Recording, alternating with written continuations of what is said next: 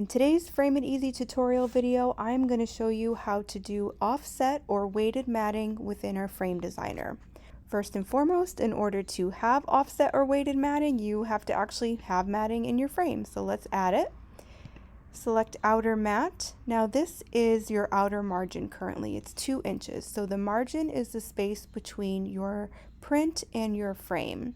If we want to swap to offset or weighted matting, we can click here.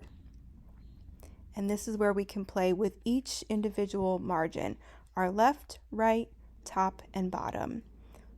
So let's start playing. Let's say I want to do something a little funky. I'm going to put 6 inches in the left margin and add another 6 inches to the top. Another way to do it is let's keep the top 2 inches.